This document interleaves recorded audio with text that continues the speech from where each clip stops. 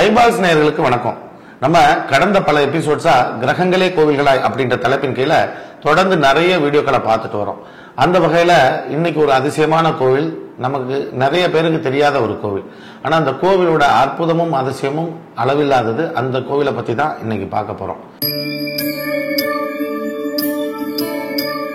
இந்த கோவில் எங்க இருக்குன்னா, கர்நாடகா மாநிலத்துல மங்களூர் பக்கத்துல கடப்பான்னு ஒரு தாலுகா இருக்கு. அங்க குக்கே சுப்பிரமணியா அப்படின்னு ஒரு கோயில் இருக்கு. இந்த குக்கே சுப்பிரமணியா கோயில் ரொம்ப அதிசயமான ஒரு ஸ்தலமாக என்னுடைய குருநாதர் கூட என்கிட்ட அடிக்கடி சொல்லியிருக்காரு. என்ன அங்க ரொம்ப அதிசயமான ஒரு விஷயம் அப்படின்னு பார்த்தா, இந்த குக்கே சுப்பிரமணியான்ற கோயில்ல இருவேறு கிரகங்களோட சங்கமம் நடக்கும் அப்படின்னுவார். அது என்ன கிரகம் அப்படின்னா, செவ்வாயும் ராகுவும். செவ்வாயும் ராகுவும் சேர்ந்தாலும் சரி, மூன்றாவது கிரகமா செவ்வாயும் சனியும் ராகுவும் வந்தாலும் சரி, அவங்களுக்கு இந்த குக்கே சுப்பிரமணியா தான் ஒரே ஸ்தலம். இந்த கோவிலுக்கு போய் வரும்போது அவங்க நிறைய பிரச்சனைகள்ல இருந்து விடுபடுறாங்க. அதுலயும் குறிப்பா இந்த ரியல் எஸ்டேட் சார்ந்த பிரச்சனை இருக்காங்க இல்லையா, இவங்க எல்லாருக்கும் இந்த கோவில் தான் ரொம்ப தலை சிறந்த ஒரு கோவில். யாருக்கெல்லாம் இந்த கிரகங்கள் பாதிக்கப்பட்டு அது எந்த பாவத்தின் மூலமாக அவங்க பிரச்சனைகளை அனுபவிக்கிறாங்களோ அவங்களுக்கு இந்த ஸ்தலம் ரொம்ப முக்கியமான ஒரு ஸ்தலம். என்னுடைய குருநாதர் அவருடைய ஒரு கிளையண்ட்டை அந்த குக்கே சுப்பிரமணியா கோயிலுக்கு ஒரு முறை அனுப்புனார்.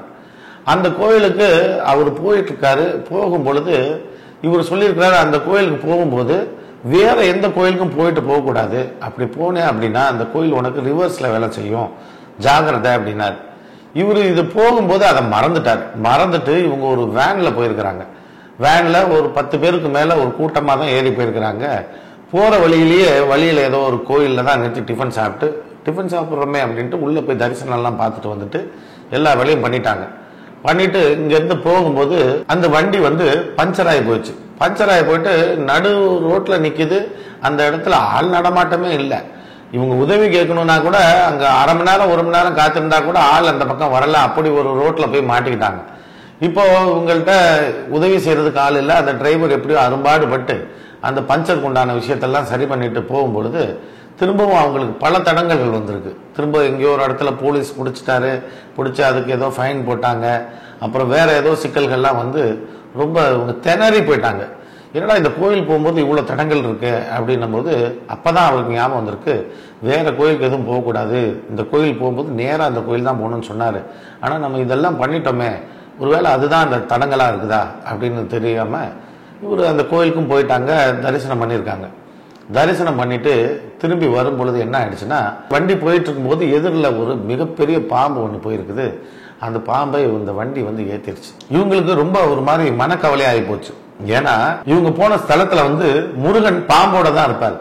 அப்போ பாம்போட இருக்கிற அந்த முருகன் பார்த்துட்டு வர வழியில பாம்பு இப்படி அடிபட்டு போச்சு, இது நல்ல சகுனமா என்னன்னு தெரியலையே அப்படின்னு சொல்லி இவங்க பயந்துட்டு இருக்கிறாங்க.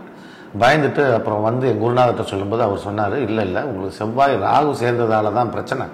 இப்போ அந்த ஸ்தலத்துக்கு போயிட்டு வரும்போது ஒரு நாகம் அடிபட்டதுனால இப்போ அந்த ராகுவால ஏற்பட்ட தீங்கு உங்களுக்கு விலகிருச்சு. அதனால நீங்க பயப்பட வேண்டாம். இந்த பாம்பு மேல வண்டி ஏத்துனதுக்கு மட்டும் அதுக்கு பதில் நீங்க இந்த ஒரு பரிகாரத்தை செஞ்சுக்கங்க அப்படின்னு வேற ஒரு கோயிலை அவர் பரிந்துரைச்சு அனுப்புனார். எனக்கு இந்த கோயில் மேல ஒரு தீராத ஒரு மோகமாய் போச்சு.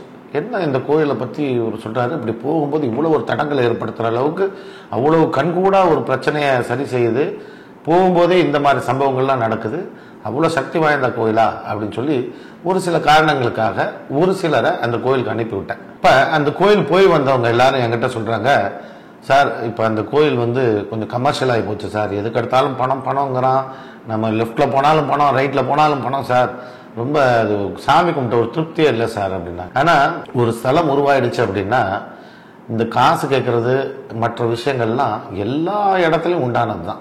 யாரும் காசு இல்லாம எந்த இடத்துலையும் செய்ய முடியாது. காசு இல்லாம அந்த கோயிலையும் நிர்வாகம் பண்ண முடியாது. இவ்வளவு கூட்டத்தை பராமரிச்சு அங்க காவலர்ல இருந்து சம்பளம் கொடுக்க கூட காசு வேணுமா வேணாமா? இதுவுக்கும் இறை தன்மைக்கும் தொடர்பே கிடையாது. இப்போ இதே அமைப்பு உள்ள இன்னொரு ஜாதகம் என்கிட்ட வந்தது. இது ஒரு பெண்ணுடைய ஜாதகம். இந்த பெண்ணுடைய ஜாதகத்தை பார்த்தோம் அப்படின்னா இந்த பொண்ணுக்கு திருமண வாழ்க்கைன்றது சரி வர இல்லை. நான் தயங்கி அந்த பொண்ணுகிட்ட கேட்குறேன். அந்த பொண்ணு என்ன பண்ணுச்சு, ஆமா சார் நான் கல்யாணம் ஆகி நான் டைவர்ஸ் வாங்கிட்டேன் அப்படின்னுச்சு.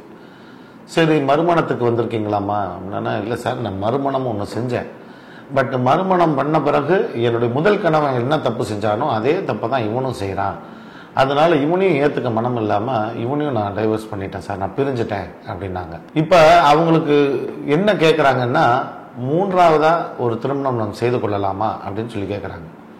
பொதுவாக ஜாதகத்தில் முதல் திருமணம் மட்டும்தான் 7ஆம் பாவம். இரண்டாவது திருமணமாக இருந்தாலும் மூன்றாவது திருமணமாக இருந்தாலும் எத்தனையா இருந்தாலும் சரி, அதுக்கெல்லாம் வேற ஒரு பாவம் தான்.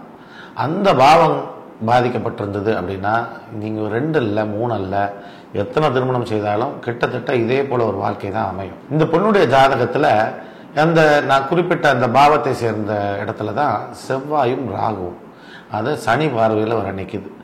அப்போ அந்த பொண்ணுகிட்ட சொல்கிறேன், நீங்கள் குக்கே சுப்பிரமணியா போங்க, போயிட்டு வரும்போது உங்களுக்கு இந்த பேர் கொண்டவன் உங்களுக்கு உதவி செய்வான் அப்படின்றது நான் சொல்கிறேன். பாண்டியன்ற பேரையும் குறிப்பிட்டு சொல்கிறேன்.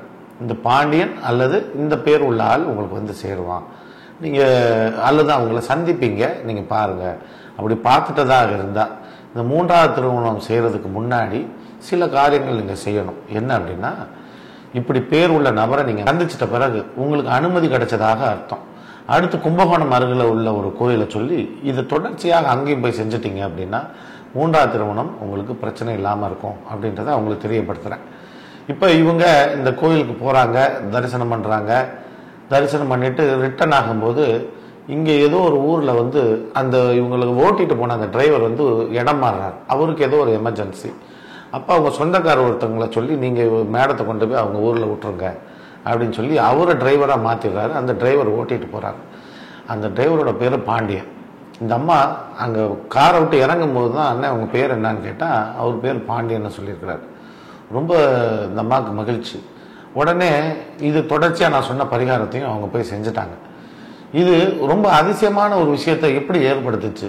இந்த நான் சொன்ன 20 பெயர்கள் சொல்லி இந்த பேரில் யாராவது ஒருத்தர் வருவாங்கன்னா, நான் குறிப்பிட்ட முதல் ஆளை அங்கே சேர்ந்துட்டான். அப்போது இப்படி ஒரு அதிசயத்தை செஞ்சால் அப்போ இந்த மூன்றாவது திருமணம் இந்த பொண்ணுக்கு சக்ஸஸ்ஃபுல்லான ஒரு விஷயத்தை தான் கொடுக்கும் அப்படின்றத தெரிஞ்சுக்கிட்டோம். ரொம்ப சின்ன சின்ன விஷயங்களாக தான் நம்மளை சுற்றி நடக்கும். அது தற்செயலாக நடந்ததாக நம்ம இவ்வளோ நாள் நம்பணும். ஆனால் ஒரு விஷயம் கூட தற்செயலாக நடக்கிறது கிடையாது. அது கிரகங்களாலேயும் இறைவனாலேயும் அது ஆட்டு வைக்கப்பட்டு அந்த நபர் நம்ம அருகே சேருவான். இப்படி தான் அந்த பொண்ணுக்கு மூன்றாவது கணவரையும் அந்த இறைவன் கொடுக்கணும், அதுவும் அந்த வாழ்க்கை நல்லா இருக்கணும் அப்படின்றத நான் மனதார பிரார்த்தனை பண்ணிக்கிட்டேன். இந்த பொண்ணுக்கு அடுத்து இந்த ஜாதகத்தில் இன்னொரு முக்கியமான விஷயம் இருந்தது, தன்னுடைய ஆளும் தன்மை. இந்த ஆளும் தன்மை என்ன பண்ணுது அப்படின்னா, கணவர்கிட்ட சில குற்றத்தை ஈஸியாக கண்டுபிடிக்குது. அது என்ன குற்றம்னு கேட்டேன். அவங்க சொன்ன குற்றம் இன்னைக்கு தமிழ்நாட்டில் 100க்கு 90 பேர் 92 பேர் செய்கிற தவறு தான். ஆனால் அதை இவங்க மன்னிக்க முடியாமல் மிகப்பெரிய குற்றமாக கருதி இதுவே அவங்க டைவர்ஸ் வாங்குற அளவுக்கு கொண்டு போயிடுது. இவங்களால அதை ஏற்றுக்க முடியல. அப்போது அதற்குண்டான விஷயம் இவங்க புத்திஸ்தானத்துடன் தொடர்புடைய அந்த விஷயத்திற்கும் ஒரு கோவிலை சொல்லி நீங்கள் இது போல் போங்க, உங்கள் மனநிலையும் கொஞ்சம் மாற்றிக்கங்கன்றதையும் அட்வைஸ் பண்ணி அவங்களுடைய பிரச்சனைக்கு இது மூலமாக முற்றுப்புள்ளி வச்சுட்டேன். இப்போ இந்த குக்கே சுப்பிரமணியாவுக்கு வருவோம்.